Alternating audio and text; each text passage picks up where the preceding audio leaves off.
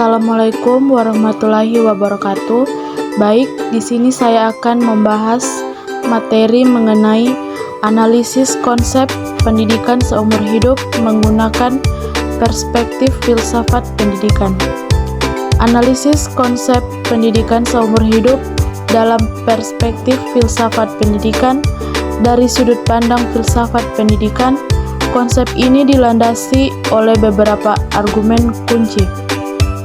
Yang pertama, aspek filosofis eksistensial.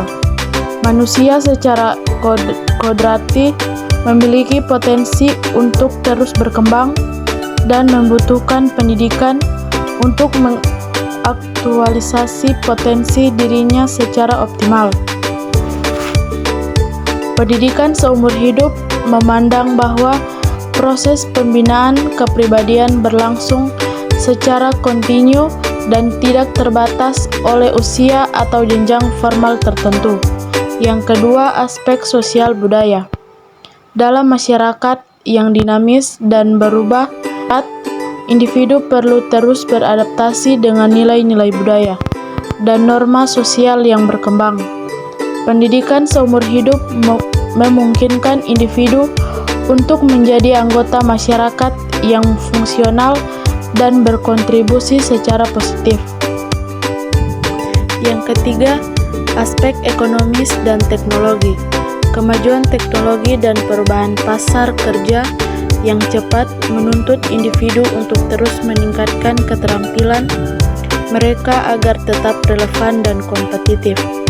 Konsep ini menekankan pentingnya pembelajaran keterampilan baru secara berkelanjutan untuk mengatasi lingkaran setan kemelaratan akibat ketidaktahuan. Yang terakhir yaitu yang keempat, aspek religius, khususnya dalam Islam. Dalam beberapa perspektif filsafat seperti filsafat pendidikan Islam, belajar adalah perintah agama yang harus dijalankan sejak bualan hingga hal ini semakin memperkuat pandangan bahwa pendidikan adalah kewajiban seumur hidup. Secara umum, pendidikan seumur hidup menolak pandangan bahwa pendidikan hanya terjadi di dalam situasi sekolah pada usia tertentu, melainkan mencakup seluruh pendidikan, formal, non-formal, atau informal, atau keluarga dan masyarakat. Contoh implementasi konsep seumur hidup dalam praktik pendidikan. Yang pertama, jalur pendidikan formal. Kurikulum fleksibel.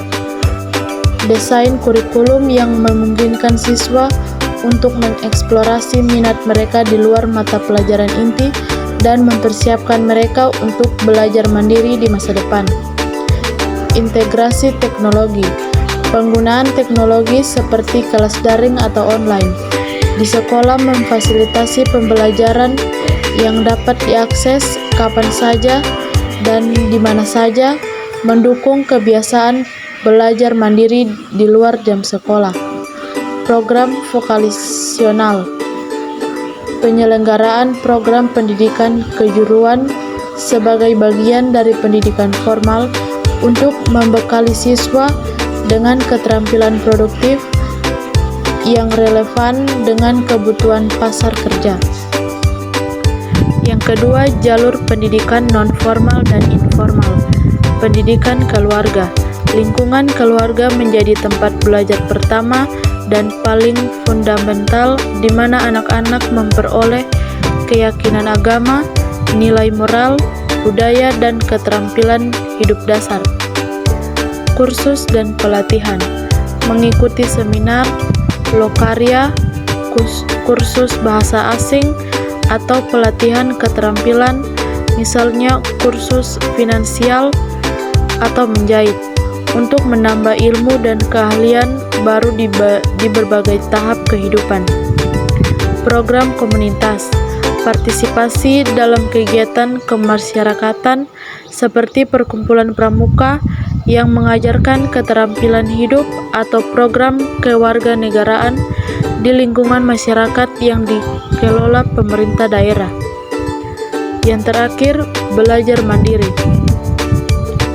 Inisiatif individu untuk memperoleh pengetahuan baru melalui membaca buku, menjelajah internet, atau melakukan perjalanan yang mendorong oleh rasa ingin tahu dan kebutuhan personal.